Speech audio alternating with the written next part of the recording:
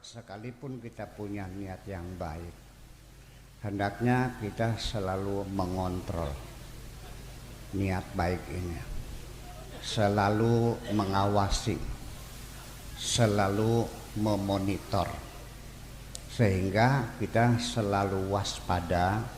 Ketika bergeser kita sadar, kita lempengkan lagi, bengkok maning dilempengaken maning, ngelewat maning balik kena maning, supaya tujuan kita jelas sampai akhir. Ini penting.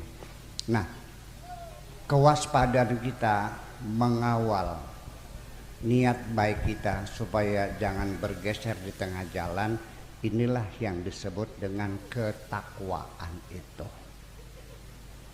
Ya, jadi sekali lagi, takwa itu bukan melaksanakan semua perintah Allah dan menjauhi segala larangan Allah, atau kata bahasa kitab kuningnya al-imtitsalu li awamirihi wal ijtinabu an nawahihi.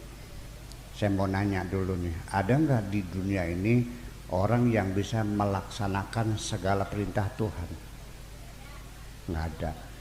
Ada nggak yang bisa meninggalkan larangan Tuhan? Nggak ada. Dia bakal langkah aja ngomong, nung langkah aja. Ibu-ibu sekalian, mohon maaf, saya mau ngaji sorop dulu nih. Takwa itu asalnya dari waka yaki wikayatan, artinya preventif, tindakan preventif. Makanya dalam bahasa Arab disebutkan al-wiqayatu khairum minal ilaj. Preventif itu lebih baik daripada kuratif. Menjaga kebersihan supaya kita sehat lebih baik daripada kita mengobati setelah sakit itu.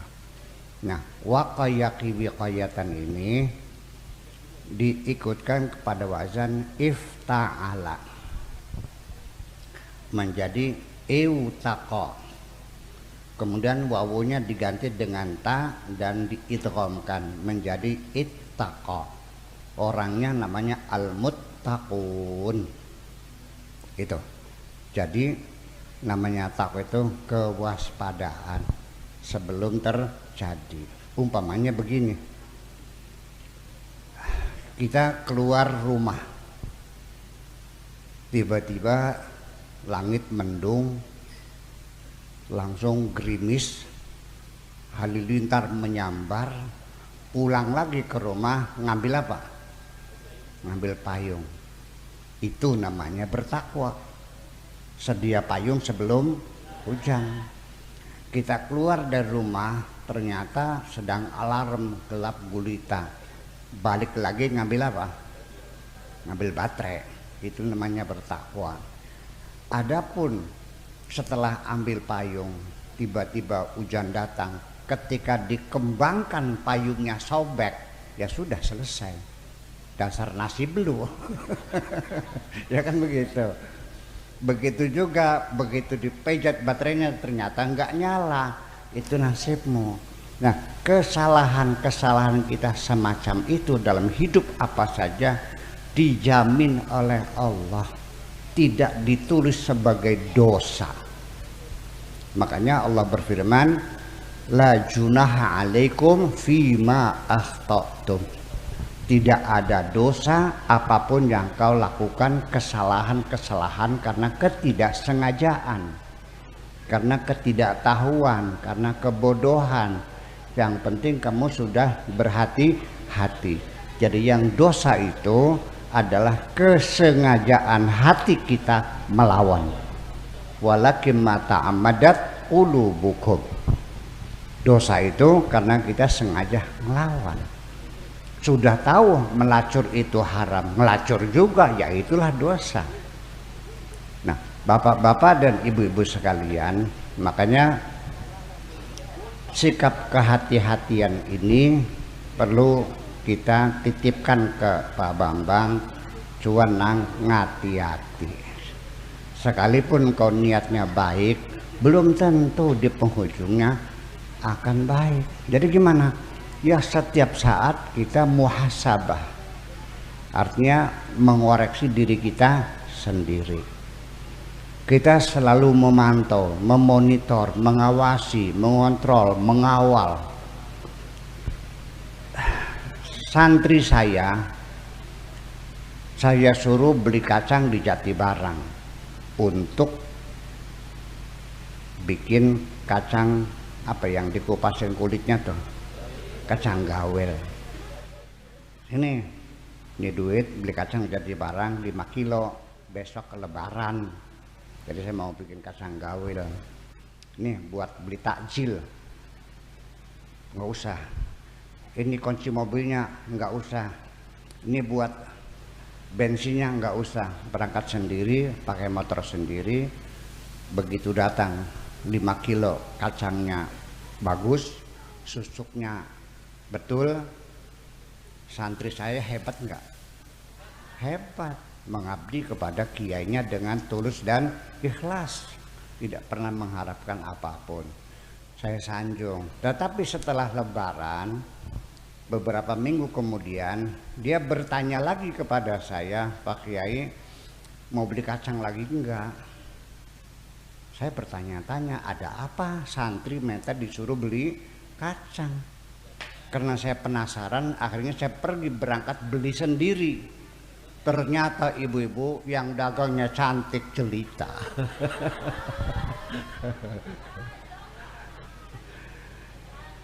Itulah, si santri tidak sadar niatnya sudah bergeser.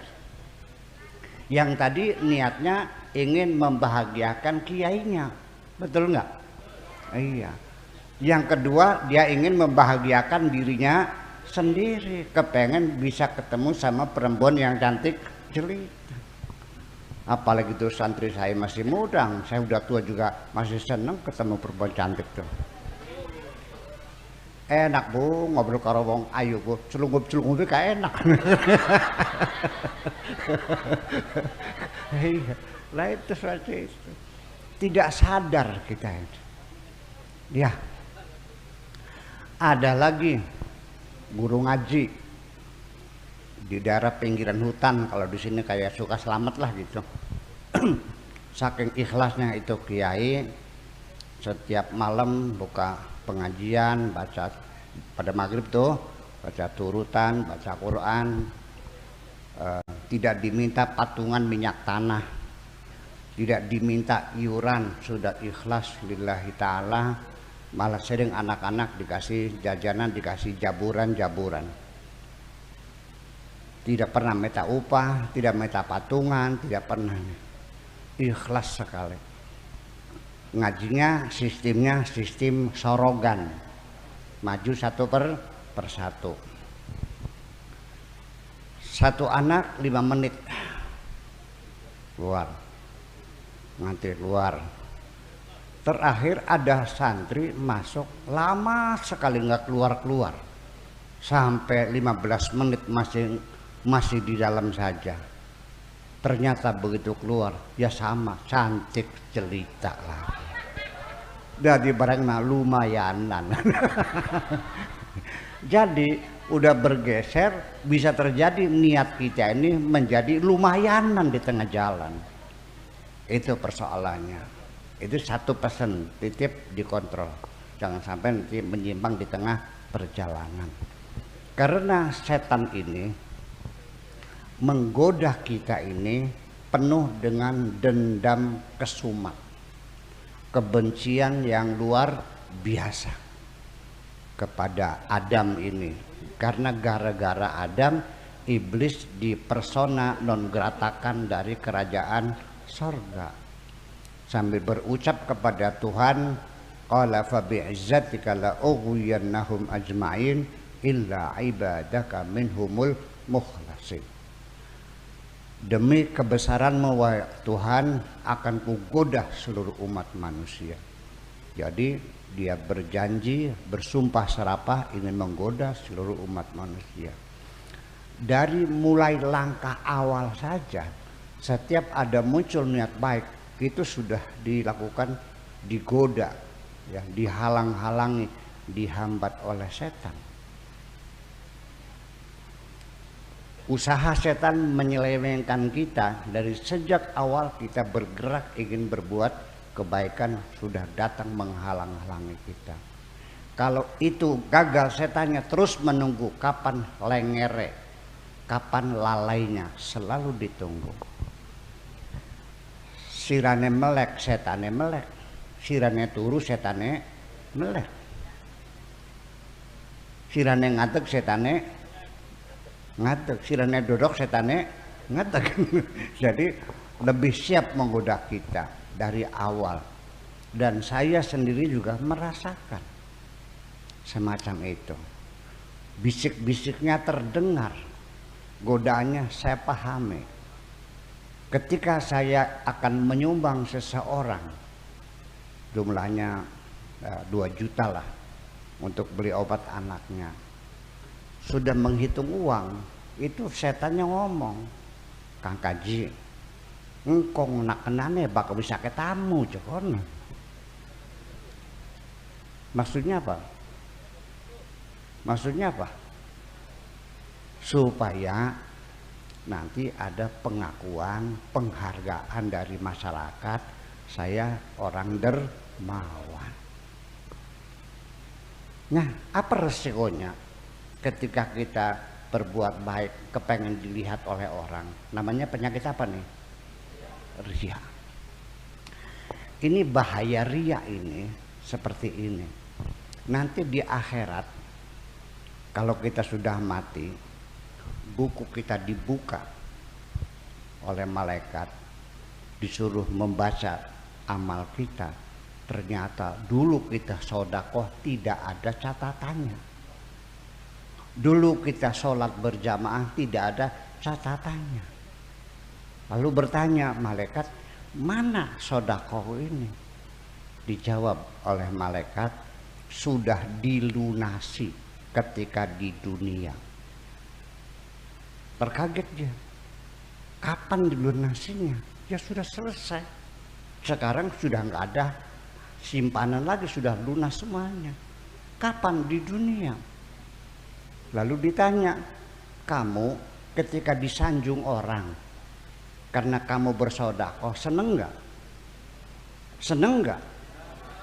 Nah, itulah kesenangan itu berarti sudah dilunasi. Jadi mau seneng baik. Ibu-ibu, bapak sekalian, biaya untuk mendapatkan kesenangan ini mahal harganya. Betul. Ya, penghormatan ini harganya mahal. Kalau kita biaya makan, ini beras nih. Saya mau nanya, orang apa nih suka melang teh? Suka melang. Wong suka melang. Sampeyan sedina mangan entok beli sekandak beras. Orang tok paling hanya 200 gram. Iya bikin sekilo bisa makan 5 kali. Murah. Minumnya apa? Kopi apa? Kapal api. Berapa sih harganya? 2.000. Jadi makan, minum, baju juga murah. Makanan, minuman, rumah, semua murah meriah hidup ini. Yang paling mahal itu biaya penghormatan. Kalau kita beli baju niatnya hanya sekedar menutup aurat, masih ada baju murah namanya merek Agogo. Harganya 45.000. Tapi kenapa kamu pakai baju sutra? Karena kamu ingin dihargai. Betul nggak? Kalau pengen berkendaraan asal gelinding saja 40 juta bagus kok. Iya kan? Bikin carry. Tapi kenapa belinya mobilnya Mercedes S500 yang harganya 4 miliar?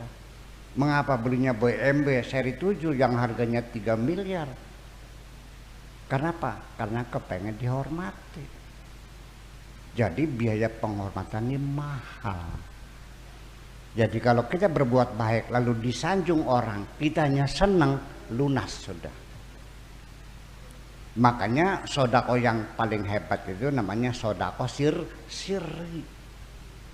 Sodako sirri itu sodako yang tidak ada orang yang menghormatinya, tidak ada yang berterima kasih, sehingga yang tahu hanya Allah saja. Itu yang disimpan. Biaya perumahan murah, asal yang penting jangan kebocoran. Bisanya rumah harganya 100 miliar karena kepengen dihormati. Nah itulah makanya ketika saya ingin nyumbang pun dibisik-bisik oleh setan, nunggu nanti dikasihkannya kalau sudah tamunya banyak. Itulah. Sekali lagi, ketika ada orang susah juga minta bantuan, sama saya bantu.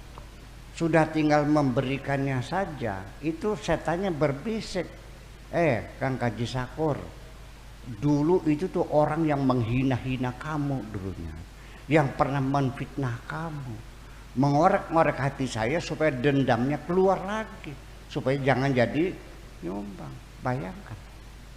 Nah disitulah makanya ibu-ibu sekalian, sekalipun sama-sama nyumbangnya, sekalipun sama-sama sodakohnya, kalau kita lihat dari gerak hati kita ini akan bertingkat-tingkat. Kalau menolong orang yang dulunya dia orang baik, dulunya pernah menolong kita, kita menolong orang yang dulunya orang itu banyak menolong kita, ini siapapun bisa melakukannya. Bahkan kadang-kadang kita memaksakan diri dadak utang karena ingat kan kebaikan orang itu. Tetapi ketika menolong orang yang dulunya menjahati kita, tidak bisa dilakukan kecuali oleh orang-orang yang berjiwa besar. Paham Bu? Ganjarannya pada belia sejen. Iya, karena di situ ada pertarungan dengan nafsunya sendiri. Itulah makanya dari awal niat saja sudah digoda oleh setan-setan itu. Oke. Setelah kita sodakoh, sodakohnya sirri, selamat. Apakah sodakoh sirri itu akan dibiarkan oleh setan? Tetap akan dikorek-korek. Kapan lengere, kapan lengahnya supaya batal sodakoh sirrinya itu. Ceritanya ada seseorang dermawan yang suka sodakoh sirri, yaitu tidak mengharapkan sanjungan dari siapapun. Ada pembangunan masjid, dia kirim transfer pakai bank, pengirimnya dari hamba Allah.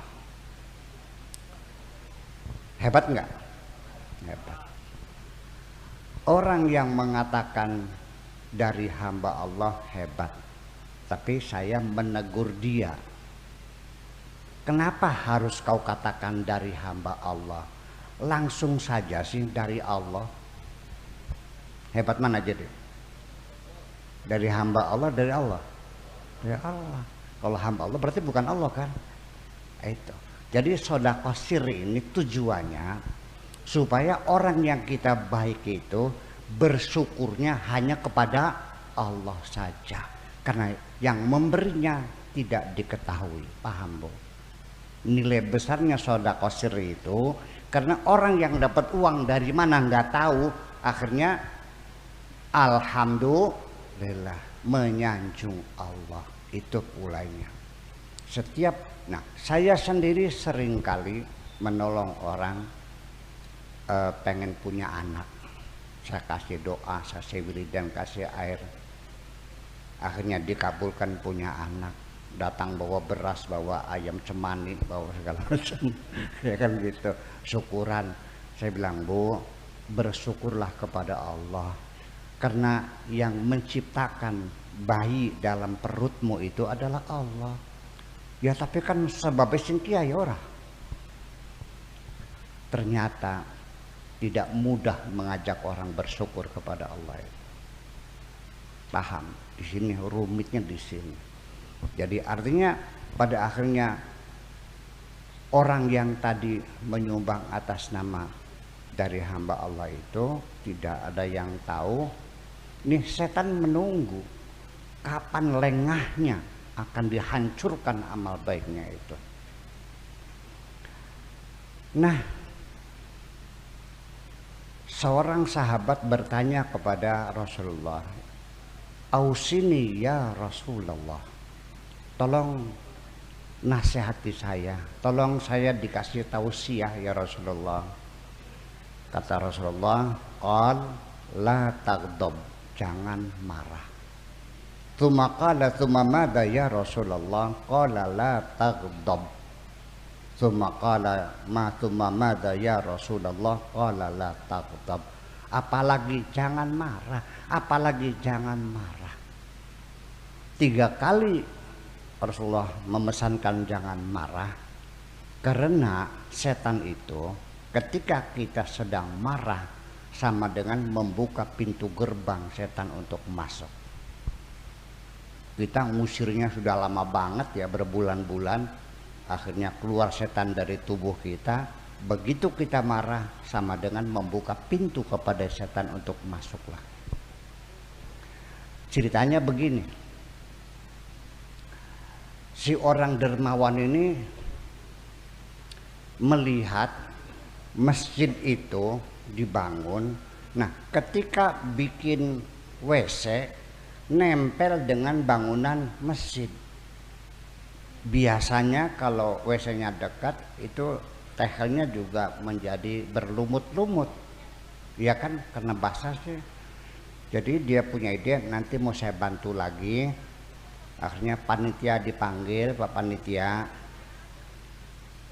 ini dibongkar saja, dipindahkan sekitar 20 meter, ya kan gitu, dipasang karpet. Nanti orang yang habis wudhu itu masuk masjid kakinya sudah kering.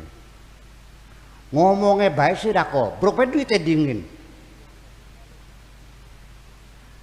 Kata penentangnya, jangan banyak ngomong loh, duitnya itu lo buktikan. Dia marah. Tahu tidak? Kamu terima uang kan 500 juta. Itu saya yang ngirim. Tahu nggak, koplok sih aku.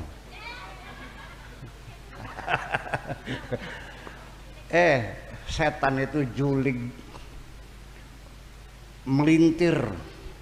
Makanya kita jangan menganggap ringan setan itu. Iya. Dia menggunakan cara-cara dengan modus yang terus dikembangkan setiap saat. Modusnya terus dikembangkan setiap saat.